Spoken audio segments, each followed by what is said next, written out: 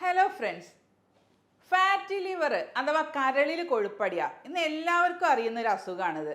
കാരണം ഇന്ന് സോഷ്യൽ മീഡിയാസിലൊക്കെ ഒരുപാട് ചർച്ച ചെയ്യപ്പെടുന്ന വിഷയമാണ്. കൂടുതൽ ഇൻഫർമേഷൻ നമുക്ക് കിട്ടുന്ന ഒരു അസുഖമാണ് നമുക്ക് ഫാറ്റി ലിവർ എന്ന് പറയുന്നത്. എന്തുകൊണ്ടാണ് ഈ ഫാറ്റി ലിവർ ഇത്രത്തോളം നമ്മൾ ഡിസ്കസ് ചെയ്യുന്നത്? കാരണം ഇന്ന് വളരെ കോമൺ ആയിട്ട് ഇത് കണ്ടുവരുന്നുണ്ട്. സാധാരണ പണ്ട് കാലങ്ങളിലൊക്കെ ഇത് കുറച്ച് 30-40 വയസ്സ് കഴിഞ്ഞ ആളുകളിലാണ് കണ്ടുവന്നിട്ടുള്ളൂ. പക്ഷേ ഈ അടുത്തായിട്ട് ചെറിയ കുട്ടികളിൽ പോലും ഈ ലിവർ സംബന്ധമായിട്ട് അല്ലെങ്കിൽ പിത്താശയ സംബന്ധമായിട്ടുള്ള ബുദ്ധിമുട്ടുകളൊക്കെ വളരെ കോമൺ ആയിട്ട് ഇന്ന് കണ്ടുവരുന്നുണ്ട്. എന്തായിരിക്കും അതിന് കാരണം? നമുക്കറിയാം, നമ്മൾ പുറമേ നിന്നുള്ള ഫുഡുകളൊക്കെ തന്നെയാണ് കൂടുതലായിട്ട് ഉപയോഗിച്ച് വരുന്നത്. പക്ഷെ അതിന് പുറമെ നമ്മൾ വീട്ടിലുള്ള ഭക്ഷണങ്ങൾ കൊണ്ട് തന്നെ നമുക്ക് ഫാറ്റി ലിവർ വരാം. അതുകൊണ്ടാണ് ചെറിയ കുട്ടികൾക്കും ഇന്ന് കണ്ടുവരുന്നത്. മാത്രമല്ല, നമ്മൾ എന്തിനും ഏതിനും ഒരു കൂടുതലായിട്ട് മരുന്നുകളെ ആശ്രയിക്കുന്ന ഒരു കാലമാണ്. ഏത് ചെറിയ പനി വന്നാലും ഏത് ജലദോഷം വന്നാലും നമ്മൾ കൂടുതലായിട്ട് മരുന്നുകൾ കുറേ കാലത്തേക്ക് ഉപയോഗിച്ച് വരുന്നുണ്ട്. ഈ ഒരു ടെൻഡൻസി ഒക്കെ കാരണം കൊണ്ട് തന്നെയാണ് കുട്ടികളിലും അതുപോലെ തന്നെ മുതിർന്നവരിലും ഇന്ന് ഫാറ്റി ലിവർ എന്ന അസുഖം വളരെ കോമൺ ആയിട്ട് കണ്ടുവരുന്നത്. അപ്പോൾ ഈ ഒരു അസുഖത്തെക്കുറിച്ച് അല്ലെങ്കിൽ ഈ ഒരു കണ്ടീഷനെ കുറിച്ച് ഒരുപാട് സംശയങ്ങൾ നമ്മളെ രോഗികൾക്ക് അല്ലെങ്കിൽ ആളുകൾക്ക് ഉണ്ട്. അപ്പോൾ ഇത്തരത്തിലുള്ള അസുഖത്തെക്കുറിച്ച് ഒരു ക്ലിയർ പിക്ചർ തരാനാണ് ഞാൻ വന്നിട്ടുള്ളത്. ഞാൻ doctor Shahala CH, doctor Basil Soumya hospital, Pandikkad, Malappuram ജില്ല. അപ്പോൾ ആദ്യം തന്നെ നമുക്ക് ലിവറിൻ്റെ സ്ട്രക്ചർ ഒന്ന് നോക്കാം. ലിവറിൻ്റെ സ്ട്രക്ചറും അതുപോലെ അത് നമുക്ക് നമ്മുടെ ശരീരത്തിന് ചെയ്തു തരുന്ന കുറേ സഹായങ്ങളും ഉപകാരങ്ങളും ഉണ്ട്. അപ്പോൾ അതൊക്കെ അറിഞ്ഞാൽ മാത്രമേ നമുക്ക് ഈ ലിവറിൻ്റെ ഒരു പ്രശ്നം വന്നു കഴിഞ്ഞാൽ അത് എത്രത്തോളം നമ്മുടെ ശരീരത്തിനെ ബാധിക്കുന്നുണ്ട് നമുക്ക് മനസ്സിലാവുള്ളൂ. അപ്പോൾ നമുക്ക് ആദ്യം ലിവർ ഒന്ന് നോക്കി നോക്കാം. ഇതാണ് നമ്മുടെ കരള്, അതായത് ലിവർ എന്ന് പറയും. നമ്മുടെ ശരീരത്തിലെ ഏറ്റവും പ്രധാനപ്പെട്ട ഒരു ഗ്രന്ഥിയാണ് എന്ത്? ലിവർ. അപ്പോൾ ഒരു 1.5 കിലോ വെയിറ്റ് നമ്മുടെ ലിവറിനുണ്ട്. ആ ലിവറിൻ്റെ താഴോട്ടുള്ള ഭാഗമാണ് നമ്മുടെ പിത്തനാളികൾ, അതുപോലെ തന്നെ പിത്താശയം എന്ന് പറയും. ലിവറും പിത്താശയും ഒരുപോലെ കണക്ട് ചെയ്ത് കിടക്കുന്ന 2 അവയവങ്ങളാണ്. അപ്പോൾ ഈ പിത്താശയും ലിവറും കൂടെ കോർഡിനേറ്റ് ചെയ്തിട്ടാണ് നമ്മളെ ദഹന വ്യവസ്ഥയിലേക്ക് പിത്തരസം ഉൽപ്പാദിപ്പിക്കുന്നതും അതുപോലെ നമ്മളെ ഫാറ്റിൻ്റെ ഡൈജഷനെയൊക്കെ സഹായിക്കുന്നത് ഇത് രണ്ടിൻ്റെയും കോർഡിനേഷൻ കാരണമാണ്. അപ്പോൾ ഈ ഒരു കോർഡിനേഷൻ ഉണ്ടെങ്കിൽ മാത്രമേ നമുക്ക് കൊഴുപ്പിനെയൊക്കെ ദഹിപ്പിക്കാനും അതുവഴി ഒരു പ്രോപ്പറായിട്ടുള്ള ഡൈജഷൻ നടക്കാനും അത് സഹായിക്കുന്നുള്ളൂ. ഇനി നമുക്ക് ലിവർ എന്തൊക്കെ ഫങ്ഷൻസ് ആണ് ചെയ്യുന്നത് നോക്കാം. ലിവർ ഒരുപാട് നമുക്ക് സഹായങ്ങൾ ചെയ്യുന്നുണ്ട്. നമ്മൾ ഈ ഒരു നിലയിൽ നിൽക്കാനും നമുക്ക് സംസാരിക്കാനും ഒക്കെ എനർജി തരുന്നത് നമ്മുടെ ലിവറാണ്. ലിവറിന് ഒരുപാട് എനർജി പ്രൊഡ്യൂസിങ് കപ്പാസിറ്റി ഉണ്ട്. അത് എങ്ങനെയാണ് കിട്ടുന്നത്? ലിവറിന് കൂടുതലായിട്ട് നമ്മുടെ അന്നജത്തിൽ നിന്ന് അല്ലെങ്കിൽ പ്രോട്ടീൻസ് അല്ലെങ്കിൽ കൊഴുപ്പിനെയൊക്കെ വിഘടിപ്പിച്ച് അതിൻ്റെ മെറ്റബോളിസം കഴിഞ്ഞിട്ട് ഉണ്ടാകുന്ന എനർജിയാണ് നമുക്ക് ശരീരത്തിലേക്ക് പല ഭാഗത്തേക്ക് എത്തുന്നത്. അതുകൊണ്ട് ലിവറിന് ഒരു ചെറിയ കേടുപാട് പറ്റിക്കഴിഞ്ഞാൽ നമ്മൾ വീക്കാവും, നമുക്ക് ക്ഷീണം വരും, അത്തരത്തിലുള്ള ഒരുപാട് ബുദ്ധിമുട്ടുകൾ സ്റ്റാർട്ട് ചെയ്യാൻ തുടങ്ങും. അതുകൊണ്ട് തന്നെ ലിവറിൻ്റെ ഫങ്ഷൻസ് നമ്മൾ ഓരോരുത്തരും അറിഞ്ഞിരിക്കണം. ഏറ്റവും ഇമ്പോർട്ടൻ്റ് ആയിട്ടുള്ള ഒരു ഫങ്ഷൻ എന്ന് വെച്ചാൽ നമ്മൾ അന്നജത്തിനെ മെറ്റബോളൈസ് ചെയ്തിട്ട് അതിൽ നിന്ന് നമുക്ക് എനർജി പ്രൊവൈഡ് ചെയ്യുന്നത് ലിവറാണ്. അതുകൊണ്ട് തന്നെ നമ്മൾ കഴിക്കുന്ന ഏതൊരു അന്നജം അല്ലെങ്കിൽ അരിഭക്ഷണം കഴിച്ചാലും അതിനെ കൃത്യമായിട്ട് ഉപയോഗിച്ചിട്ട് ബാക്കി എനർജി ആയിട്ട് നമ്മുടെ ശരീരത്തിലേക്കും കോശങ്ങളിലേക്കും എത്തിക്കുന്നുണ്ട്. അതുപോലെ തന്നെ ഒരുപാട് പ്രോട്ടീൻസ് ഉൽപ്പാദിപ്പിക്കുന്നുണ്ട്. പിന്നെ നമ്മുടെ ശരീരത്തിലേക്ക് എത്തുന്ന ഒരുപാട് കൊഴുപ്പുണ്ട്. നമുക്ക് നോർമലി ശരീരത്തിൽ പ്രൊഡ്യൂസ് ചെയ്യുന്ന കൊഴുപ്പുണ്ട്, അതുപോലെ തന്നെ പുറമേ നിന്ന് നമ്മൾ ഭക്ഷണത്തിലൂടെ കിട്ടുന്ന കൊഴുപ്പുണ്ട്. ആ കൊഴുപ്പിനെയൊക്കെ നമ്മൾ ലിവറിലേക്ക് എത്തി ആ ലിവർ അതിനെ യൂട്ടിലൈസ് ചെയ്തിട്ട് അല്ലെങ്കിൽ ഉപയോഗപ്പെടുത്തിയിട്ട് അതിന് നല്ല വസ്തുക്കളായിട്ട് പുറമേക്ക് കളയുന്നത് നമ്മളെ ലിവറാണ്. അതുകൊണ്ട് തന്നെയാണ് നോർമൽ ഒരു കൊഴുപ്പുള്ള ഭക്ഷണം കഴിച്ചാലും നമുക്ക് കൂടുതലായിട്ട് ബുദ്ധിമുട്ടുകളൊന്നും വരാത്തത്. പക്ഷേ കൂടുതലായിട്ട് എക്സസ് ആയിട്ട് നമ്മൾ ഫാറ്റുകൾ അല്ലെങ്കിൽ അമിതമായിട്ടുള്ള ഫാറ്റുകൾ നമ്മുടെ ശരീരത്തിലേക്ക് എത്തിക്കഴിഞ്ഞാൽ ഈ ലിവറിൻ്റെ കോശങ്ങളിൽ ഈ ഫാറ്റ് അടിഞ്ഞു കൂടിയിട്ടാണ് നമുക്ക് ഫാറ്റി ലിവർ അല്ലെങ്കിൽ ഹെപ്പറ്റൈറ്റിസ്, നീർക്കെട്ട്, പിന്നെ അത് മാറിയിട്ടാണ് പിന്നെ സിറോസിസ്, ലിവർ ക്യാൻസർ, അങ്ങനത്തെ ഒരുപാട് അസുഖങ്ങളിലേക്ക് നയിക്കുന്നത് ഈ ഒരു ഒറ്റ മെറ്റബോളിസത്തിൽ അല്ലെങ്കിൽ ലിവറിൻ്റെ ഫങ്ഷനിലുള്ള ബുദ്ധിമുട്ടുകൾ വരുമ്പോഴാണ്. അപ്പോൾ ഇതൊക്കെയാണ് മേജർ ലിവർ തരുന്ന നമുക്ക് വളരെ പ്രധാനപ്പെട്ട ഫങ്ഷൻസ്. ഇനി അതുപോലെ തന്നെ നമുക്ക് പല ഹോർമോണുകൾ മെറ്റബോളൈസ് ചെയ്യാനും ലിവർ ഹെൽപ്പ് ചെയ്യുന്നുണ്ട്. നമുക്കറിയാം, നമ്മുടെ സെക്സ് ഹോർമോൺസ്, സ്റ്റീറോയിഡ്സ് തുടങ്ങിയിട്ടുള്ള ഒരുപാട് ഹോർമോണുകളുടെയും മെറ്റബോളിസത്തിന് ഇത് സഹായിക്കുന്നുണ്ട്. അതുകൊണ്ട് തന്നെയാണ് പല ലൈംഗികപരമായിട്ടുള്ള പ്രശ്നങ്ങളും ഈ ലിവർ രോഗികൾക്ക് കണ്ടുവരുന്നത്. അതായത് അവർക്ക് സെക്സിനോടുള്ള താല്പര്യക്കുറവ്, അതുപോലെ തന്നെ കൗണ്ടിൻ്റെ കുറവ്, വന്ധ്യത, പിന്നെ സ്ത്രീകളിലാണെങ്കിൽ മെൻസ്ട്രൽ ഇറഗുലാരിറ്റീസ്, അതുപോലെ പുരുഷന്മാരിൽ അവർ ടെസ്റ്റിസിൻ്റെയൊക്കെ വളർച്ചക്കുറവ്, ഇത്തരത്തിലുള്ള ഒരുപാട് ലൈംഗികപരമായിട്ടുള്ള പ്രശ്നങ്ങളും കണ്ടുവരുന്നുണ്ട്. അതിനൊക്കെ കാരണം നമ്മൾ ലിവർ ഈ ഹോർമോണുകളെ കൃത്യമായിട്ട് അതിനെ ബാലൻസ് ചെയ്യിപ്പിക്കുന്നത് കൊണ്ടാണ്. അതുപോലെ തന്നെ നമുക്ക് വൈറ്റമിൻ്റെ മെറ്റബോളിസത്തിലും നമുക്ക് ലിവറിന് വലിയൊരു പങ്കുണ്ട്. നമ്മൾ കുറേ വൈറ്റമിൻസ് ആക്ടിവേറ്റഡ് ആവുന്നത് അല്ലെങ്കിൽ നമുക്ക് ശരീരത്തിന് ഉപകാരപ്രദമാവുന്നത് ഈ ലിവറിൽ എത്തുമ്പോഴാണ്. അതിന് ഉദാഹരണമാണ് നമ്മളെ ഏറ്റവും ശരീരത്തിന് ആവശ്യമായിട്ടുള്ള വൈറ്റമിൻ ഡി. വൈറ്റമിൻ ഡി നമ്മൾ ലിവറിൽ എത്തിക്കഴിഞ്ഞാൽ മാത്രമേ അവിടെ ആക്ടിവേഷൻ നടന്നിട്ട് നമ്മുടെ ശരീരത്തിലേക്ക് അത് എത്തുന്നുള്ളൂ. അതുപോലെ തന്നെ നമ്മൾ വൈറ്റമിൻ എ, വൈറ്റമിൻ B12, അതുപോലെ തന്നെ ഫോളിക് ആസിഡ് ഒക്കെ സ്റ്റോർ ചെയ്യുന്നത് നമ്മുടെ ലിവറിലാണ്. ഇത്തരത്തിലുള്ള ഒരുപാട് ഫങ്ഷൻസ് ചെയ്യുന്നതുകൊണ്ട് തന്നെ ലിവറിനൊരു ചെറിയ കേടുപാട് പറ്റിക്കഴിഞ്ഞാൽ നമുക്കത് ശരീരത്തിൻ്റെ മറ്റ് പല ഭാഗങ്ങളിലും അല്ലെങ്കിൽ ശരീരം മൊത്തമായിട്ട് അതിൻ്റെ മാനിഫെസ്റ്റേഷൻസ്, അതിൻ്റെ ബുദ്ധിമുട്ടുകൾ നമുക്ക് കണ്ടുവരാറുണ്ട്. ഇനി ലിവറിന് ഒരു ബുദ്ധിമുട്ട് വന്നു കഴിഞ്ഞാൽ അല്ലെങ്കിൽ ഒരു പ്രശ്നം വന്നു കഴിഞ്ഞാൽ നമുക്ക് എങ്ങനെ അത് മനസ്സിലാക്കാൻ നോക്കാം. സാധാരണ ലിവർ കംപ്ലയിൻസിൽ നമുക്ക് ആദ്യമായിട്ട് ഒരു ലിവർ കംപ്ലയിൻറ്റ് വരുമ്പോൾ നമുക്ക് പുറത്തേക്ക് പ്രശ്നങ്ങളായിട്ടൊന്നും ലിവർ കാണിക്കില്ല. കുറച്ച് അഡ്വാൻസ്ഡ് സ്റ്റേജ് ആയി കഴിഞ്ഞാൽ മാത്രമേ നമുക്ക് ലിവർ പുറത്തേക്ക് അതിൻ്റെ ബുദ്ധിമുട്ടുകൾ കാണിച്ചു വരുള്ളൂ. അപ്പോൾ നമുക്ക് ആദ്യം കണ്ടുവരുന്ന കുറച്ച് ലക്ഷണങ്ങൾ പറയാം. അതിന് നമ്മൾ പറഞ്ഞല്ലോ, ലിവർ കൂടുതലായിട്ട് നമുക്ക് എനർജി തരുന്ന ഒരു ഗ്രന്ഥിയാണ്. അതുകൊണ്ട് തന്നെ ലിവർ കംപ്ലൈൻ്റ് ആയി കഴിഞ്ഞാൽ നമുക്ക് ആദ്യം വരിക, നമുക്ക് ക്ഷീണം വരും, അതുപോലെ തളർച്ച വരും, ഒരു വിശപ്പില്ലാത്ത പോലെ, അല്ലെങ്കിൽ ഭക്ഷണം കണ്ടാലും ഭക്ഷണം കഴിക്കാൻ തോന്നാത്ത പോലെ, അങ്ങനത്തെ ഒരുപാട് ബുദ്ധിമുട്ടുകളാണ് സ്റ്റാർട്ടിങ് സ്റ്റേജിൽ നമുക്ക് കണ്ടുവരുന്നത്. ഇവരുടെ സ്കിന്ന് നോക്കിക്കഴിഞ്ഞാൽ സ്കിന്നിൽ പല ഭാഗത്തായിട്ട് നമുക്ക് വൈറ്റ് സ്പോട്സുകൾ കാണാം. അതുപോലെ തന്നെയാണ് രക്തത്തിൻ്റെ കട്ട പിടിച്ചിരിക്കുന്ന പോലത്തെ സ്പോട്സുകളായിട്ട് നമുക്ക് എരിത്തിമ എന്ന് പറയും. അവയൊക്കെ നമുക്ക് സ്ഥിരമായിട്ട് ലിവർ അല്ലെങ്കിൽ കരൾ സംബന്ധമായിട്ടുള്ള ബുദ്ധിമുട്ടുള്ളവരെ നമ്മൾ കണ്ടുവരുന്നുണ്ട്. അത് നമ്മൾ പൊക്കിളിന് ചുറ്റും വരാം, അല്ലെങ്കിൽ ശരീരത്തിൻ്റെ മറ്റു ഭാഗങ്ങളിലും ഒരു സ്പ്രെഡ് ചെയ്ത് കിടക്കുന്ന പോലെ രക്തത്തുള്ളികളായിട്ടൊക്കെ നമുക്ക് കണ്ടുവരുന്നുണ്ട്. അതുപോലെ തന്നെ ഇവരെ നഖം നോക്കിയാലും നമുക്ക് മനസ്സിലാവും. നഖത്തിൽ അധികം വൈറ്റ് കളറായിട്ടുള്ള നെയിൽസ് ആയിരിക്കും ഇവർക്ക് അധികമായിട്ട് ഉണ്ടാവുക. അതുപോലെ തന്നെ ഇവരെ നഖം ഇങ്ങനെ പിടിച്ച് നോക്കിക്കഴിഞ്ഞാൽ രണ്ട് നെയിൽസിൻ്റെ ഇടയിലുള്ള സ്പേസ് അവർക്ക് കുറഞ്ഞിട്ടുണ്ടാകും. അതിന് ക്ലബിങ് എന്നൊക്കെയാണ് പറയാറുള്ളത്. ഇതൊക്കെയാണ് ഏർലി സ്റ്റേജിൽ നമ്മളെ കരൾ രോഗമുള്ളവരിൽ കൂടുതലായിട്ട് കണ്ടുവരുന്നത്. അതുപോലെ തന്നെ കൂടുതൽ എന്തെങ്കിലും നമ്മൾ ഈ പിത്തരസം പറഞ്ഞല്ലോ, പിത്തരസത്തിൽ എന്തെങ്കിലും ഒബ്സ്ട്രക്ഷൻ അല്ലെങ്കിൽ ഒരു ബ്ലോക്ക് ഉണ്ടായി കഴിഞ്ഞാൽ അവർക്ക് കൂടുതലായിട്ട് മഞ്ഞപ്പിത്തം വരാനുള്ള സാധ്യതയുണ്ട്. കൂടുതൽ കണ്ണിൻ്റെ മുകൾ ഭാഗത്ത് അല്ലെങ്കിൽ കയ്യിൽ, വായിലൊക്കെ നമുക്ക് മഞ്ഞ കളറ് കാണാൻ കഴിയും. അതിനെ നമുക്ക് മഞ്ഞപ്പിത്തം അല്ലെങ്കിൽ ജോണ്ടിസ് എന്നൊക്കെ പറയും. പിന്നെ അതുപോലെ തന്നെ നമുക്ക് കൂടുതൽ ഫാറ്റി ലിവർ ഉള്ള പേഷ്യൻസിലൊക്കെ അവർ പറയുന്നത് വയറിൻ്റെ ഭാഗത്ത് വേദന പറയും, പ്രത്യേകിച്ച് വലത് ഭാഗത്ത്. അതുപോലെ തന്നെ പിത്താശയ സംബന്ധമായിട്ടുള്ള പിത്ത കല്ലുള്ളവർക്കൊക്കെ വയറിൽ അതികഠിനമായിട്ടുള്ള വേദനയായിരിക്കും ഉണ്ടാവുക. പ്രത്യേകിച്ച് നമ്മൾ കൊഴുപ്പുള്ള ഭക്ഷണങ്ങളൊക്കെ കൂടുതൽ കഴിച്ചു കഴിഞ്ഞാൽ അവർക്ക് വയറിൻ്റെ ഭാഗത്ത് അതികഠിനമായിട്ടുള്ള വേദന ഉണ്ടാവും. അതിൻ്റെ കൂടെ ഒക്കാനം, ഛർദിൽ വരിക, അങ്ങനത്തെ കുറേ ബുദ്ധിമുട്ടുകൾ നമ്മൾ സ്ഥിരമായിട്ട് OP-കളിൽ കാണുന്നുണ്ട്. പ്രത്യേകിച്ച് ഈ അടുത്തായിട്ട് ചെറിയ കുട്ടികളിൽ, ഒരു 10-14 വയസ്സ് കഴിഞ്ഞ കുട്ടികളിലും ഈ ലിവർ സംബന്ധമായിട്ടും അതുപോലെ തന്നെ പിത്താശയ സംബന്ധമായിട്ടുള്ള ബുദ്ധിമുട്ടുകളൊക്കെ ഒരുപാട് ഇന്ന് കണ്ടുവരുന്നുണ്ട്. പിന്നെ ഇത്തരം രോഗികൾ കൂടുതലായിട്ട് കണ്ടുവരുന്ന ഒന്നാണ് നീർക്കെട്ട്, അല്ലെങ്കിൽ കാലുകളിൽ അല്ലെങ്കിൽ കൈകളിലൊക്കെ കൂടുതൽ നീര് വരിക. ഈ ഒരു ബുദ്ധിമുട്ട് പല രോഗികളിലും നമ്മളിന്ന് കണ്ടുവരുന്നുണ്ട്. അപ്പോൾ ഒരു കാലിലോ കയ്യിലൊക്കെ നീര് വന്നു കഴിഞ്ഞാൽ അത് പല കാരണങ്ങളും ഉണ്ടാവാം. പിന്നെ നമ്മൾ കൂടുതലായിട്ട് ബ്ലഡ് ടെസ്റ്റ് ഒക്കെ ചെയ്യുമ്പോഴാണ് നമുക്ക് ലിവറിൻ്റെ ബുദ്ധിമുട്ടാണോ അല്ലെങ്കിൽ കിഡ്നിയുടെ ബുദ്ധിമുട്ടാണോ എന്നൊക്കെ അറിയാം. ഏറ്റവും പക്ഷേ കോമൺ ആയിട്ട് ഇന്ന് ലിവർ രോഗികളിൽ വയറിൻ്റെ ഭാഗത്ത് അല്ലെങ്കിൽ കൈയിൻ്റെ കാലിലൊക്കെ ഭാഗത്ത് നിന്ന് നീര് കണ്ടുവരുന്നുണ്ട്.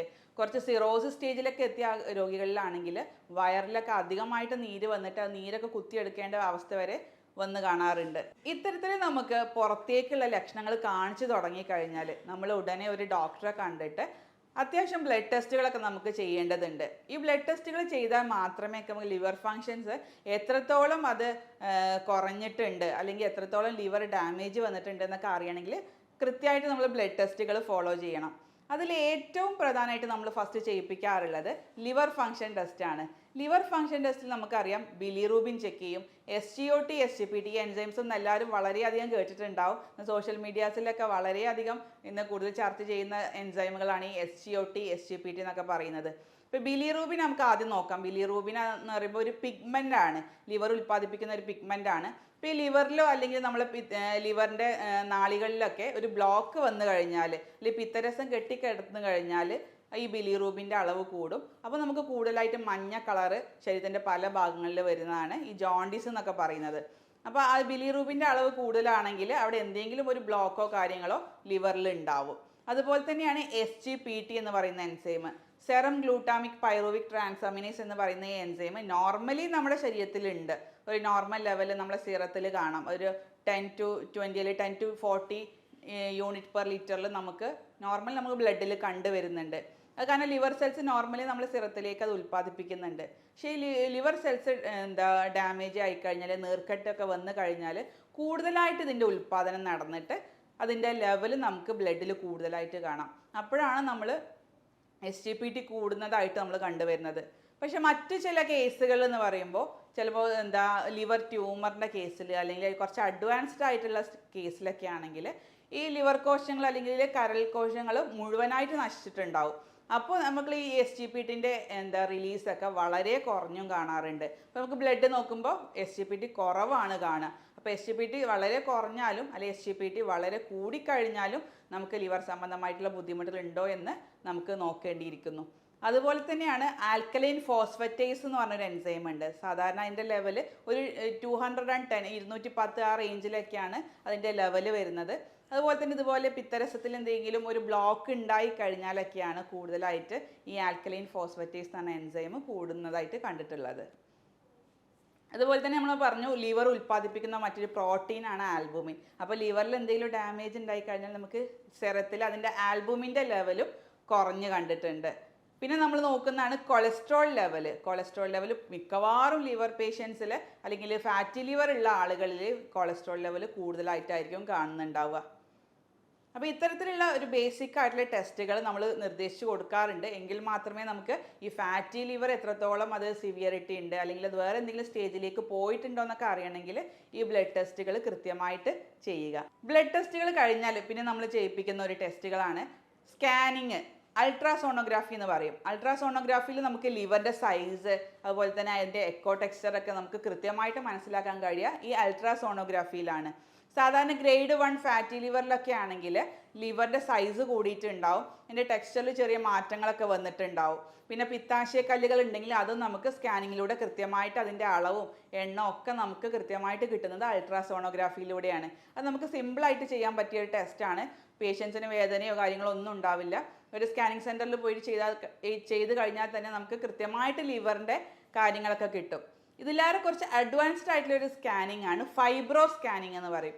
ഫൈബ്രോ സ്കാനിങ് എന്ന് പറയുമ്പോൾ ലിവറിൻ്റെ ഫാറ്റ് ഡെപ്പോസിറ്റ് എത്രത്തോളം ഉണ്ട് അല്ലെങ്കിൽ ലിവറിൻ്റെ സ്റ്റിഫ്നെസ് എത്രത്തോളം ഉണ്ടായിട്ടുണ്ട്, അത് സിറോസിസ് സ്റ്റേജിലേക്ക് എത്തിയിട്ടുണ്ടോ എന്നൊക്കെ അറിയുന്ന ഒരു ടെസ്റ്റാണ് ഫൈബ്രോ സ്കാൻ. ഇന്ന് കുറച്ചും കൂടെ പോപ്പുലറായിട്ട് ചെയ്യുന്ന ഒരു സ്കാനിങ് ടെക്നിക്കാണ് ഈ ഫൈബ്രോ സ്കാൻ.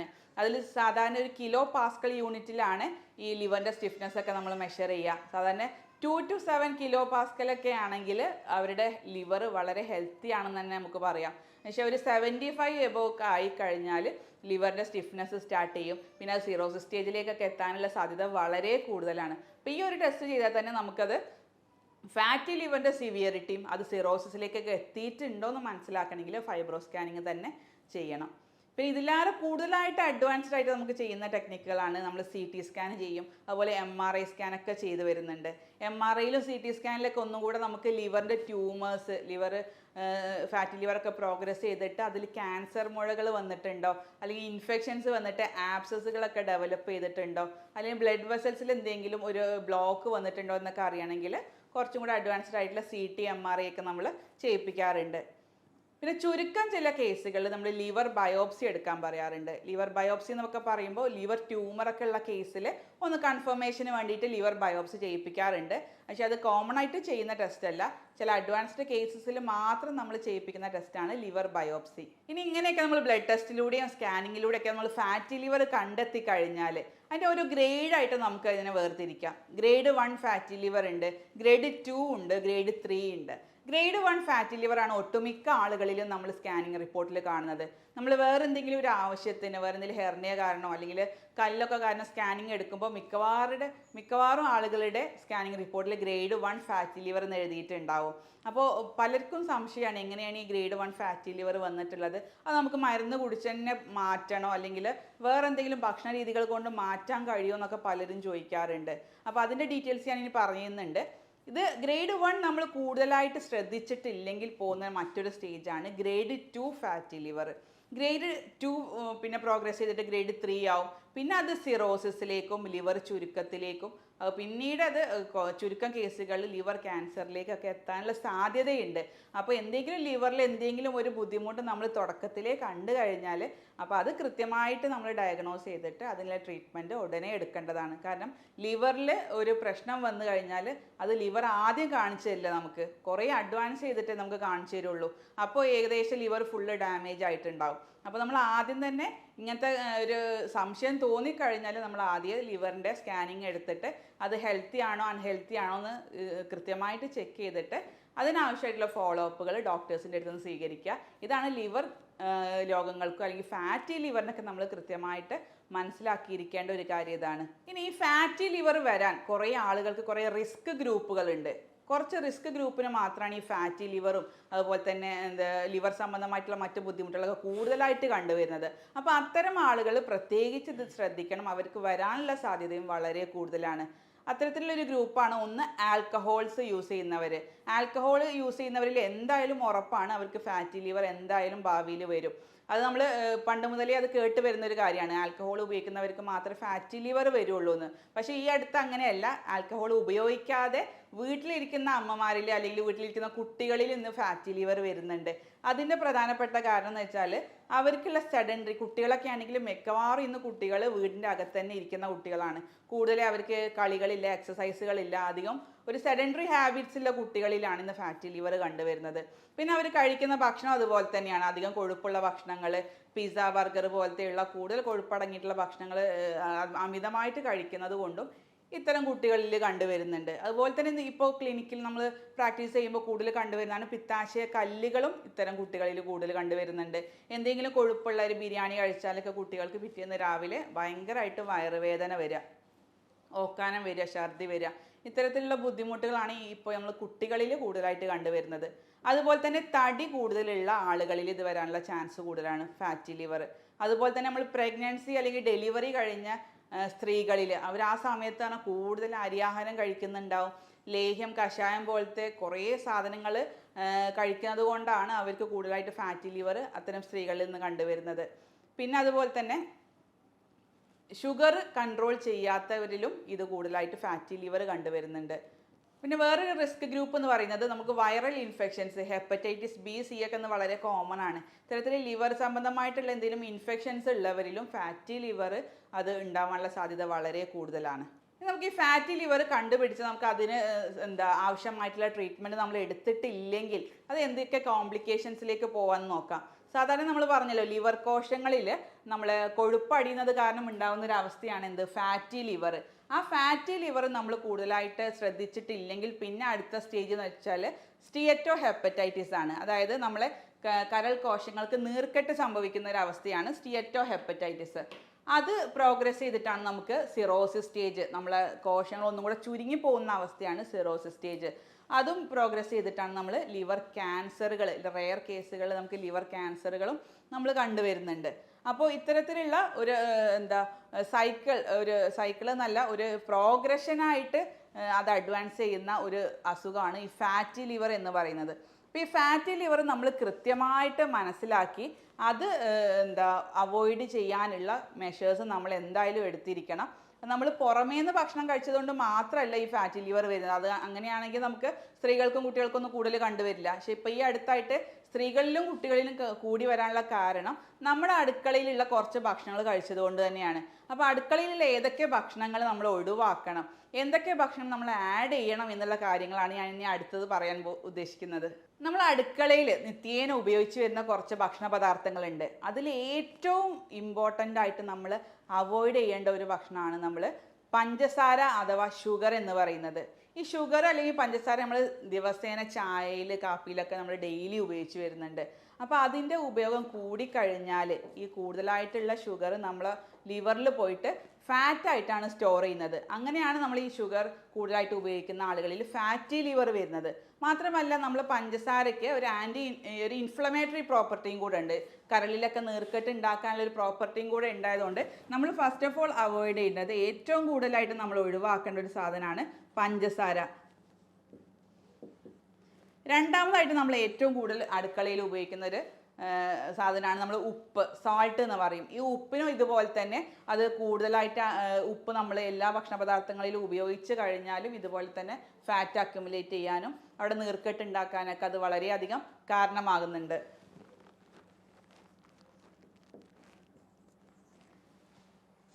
പിന്നെ നമ്മൾ കൂടുതലായിട്ട് ഉപയോഗിച്ച് വരുന്നതാണ് വെജിറ്റബിൾ ഓയിൽസ്. നമ്മൾ അധിക ഭക്ഷണങ്ങളും പൊരിച്ചിട്ടാണ് അല്ലെങ്കിൽ വറുത്തെടുത്തിട്ടൊക്കെയാണ് ഉപയോഗിക്കുന്നത്. അപ്പോൾ ഓയിൽസിൻ്റെ ഉപയോഗം കൂടിക്കഴിഞ്ഞാൽ, പ്രത്യേകിച്ച് സൺഫ്ലവർ ഓയിൽ അല്ലെങ്കിൽ മറ്റ് മാർക്കറ്റുകളിൽ നിന്ന് അവൈലബിൾ ആയിട്ടുള്ള ഓയിൽസ് ഒക്കെ കൂടിക്കഴിഞ്ഞാൽ അവ നമ്മൾ ഈ കുക്കിങ്ങിൻ്റെ ടൈമിൽ അത് ഓക്സിഡേഷൻ സംഭവിച്ചിട്ട് അത് ലിപ്പിഡ്സ് അല്ലെങ്കിൽ ഫാറ്റ് ഒക്കെ ആയിട്ട് മാറുന്നുണ്ട്.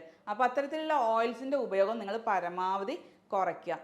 പിന്നെ കുട്ടികളിലാണെങ്കിൽ അവർക്ക് ഏറ്റവും ഇഷ്ടപ്പെട്ട ഒരു വിഭവമാണ് ഫ്രഞ്ച് ഫ്രൈസ്. അപ്പോൾ ആ ഫ്രഞ്ച് ഫ്രൈസ് നമ്മൾ പൊരിച്ചെടുക്കുന്നതാണ്. അതിൽ സാച്ചുറേറ്റഡ് ഫാറ്റ്സ് വളരെ കൂടുതലാണ്. ഈ സാച്ചുറേറ്റഡ് ഫാറ്റ്സും അല്ലെങ്കിൽ ട്രാൻസ് ഫാറ്റ് എന്നൊക്കെ പറയുന്ന ചീത്ത ഫാറ്റുകളാണ് നമ്മുടെ ലിവർ ഫാറ്റ് ഉണ്ടാക്കാനുള്ള ഏറ്റവും പ്രധാനപ്പെട്ട കാരണം. അപ്പോൾ കുട്ടികളിൽ പ്രത്യേകിച്ച് ഫ്രഞ്ച് ഫ്രൈസിൻ്റെ ഉപയോഗം പരമാവധി കുറയ്ക്കുക. അതുപോലെ തന്നെയാണ് നമ്മൾ ബേക്കറി ഐറ്റംസ് അല്ലെങ്കിൽ ക്യാനിൽ വാങ്ങിക്കുന്ന ഫുഡ് ഐറ്റംസ് ഒക്കെ അത് പരമാവധി കുട്ടികൾക്ക് വാങ്ങിച്ചു കൊടുക്കാതിരിക്കുക. പിന്നെ വീടുകളിൽ നമ്മൾ കോമൺ ആയിട്ട് യൂസ് ചെയ്യുന്ന ഒന്നാണ് ബീഫ്, മട്ടൻ പോലത്തെ റെഡ് മീറ്റ് ഐറ്റംസ്. ആ റെഡ് മീറ്റ് ഐറ്റംസ് നമ്മൾ പൂർണ്ണമായിട്ട് ഈ ഫാറ്റി ലിവർ ഉള്ള ആളുകൾ പൂർണ്ണമായിട്ടും ഒഴിവാക്കുന്നതാണ് നല്ലത്. പിന്നെ ആൽക്കഹോളൊക്കെ ഉപയോഗിക്കുന്ന ആളുകളിലാണെങ്കിൽ ആൽക്കഹോൾ, സ്മോക്കിംഗ് ഒക്കെ പൂർണ്ണമായിട്ടും ഒഴിവാക്കുക. പിന്നെ നമ്മൾ സ്ഥിരമായിട്ട് സ്ത്രീകളിൽ കണ്ടുവരുന്ന പ്രവണത എന്ന് വെച്ചാൽ ഏതൊരു അസുഖം വന്നാലും മിക്കവാറും അവിടെ ഇവിടെയൊക്കെ വേദന ഉണ്ടാവും സ്ത്രീകൾക്ക്. അപ്പോൾ ഒരു പെയിൻ കില്ലർ എടുത്ത് കഴിക്കും, അതുകൊണ്ട് കുറയും. പിന്നെ അടുത്തൊരു വേദന വന്നു കഴിഞ്ഞാൽ പെയിൻ കില്ലർ ഉപയോഗിക്കും. അങ്ങനെ സ്ഥിരമായിട്ടുള്ള പെയിൻ കില്ലേഴ്സിൻ്റെ യൂസ് ഇത്തരം സ്ത്രീകളിലും അല്ലെങ്കിൽ കുട്ടികളിലൊക്കെ ഈ ഫാറ്റി ലിവർ വരാനുള്ള ചാൻസ് കൂടുതലാണ്. കാരണം ഈ ഡ്രഗ്സ് ഒക്കെ നമ്മൾ ശരീരത്തിലേക്ക് എത്തിക്കുന്ന എല്ലാ ഡ്രഗ്സും പിന്നീട് ലാസ്റ്റ് എത്തുന്നത് നമ്മൾ ലിവറിലേക്കാണ്. ആ ലിവറിൽ ഡീടോക്സിഫിക്കേഷൻ നടന്നിട്ടില്ലെങ്കിൽ അവിടെ ലിവറിന് അത് ഇഞ്ചുറി വരുത്തുന്നുണ്ട്, നീർക്കെട്ട് വരുത്തുന്നുണ്ട്. പിന്നീട് അത് ഫാറ്റി ലിവറിലേക്കൊക്കെ മാറുന്നുണ്ട്. പിന്നെ കുട്ടികളിൽ നമ്മൾ അധികം കൂടുതൽ ടോക്സിക് സബ്സ്റ്റൻസസ് എത്തുന്നതെന്ന് വെച്ചാൽ അധികം അവരെ ടോയ്സിലൂടെ ടോക്സിക് ആയിട്ടുള്ള സാധനങ്ങൾ അവരെ വായിലെത്തുന്നുണ്ട്. ലെഡ്, മെർക്കുറി പോലത്തെ ഹെവി മെറ്റൽസ് എത്തുന്നുണ്ട്.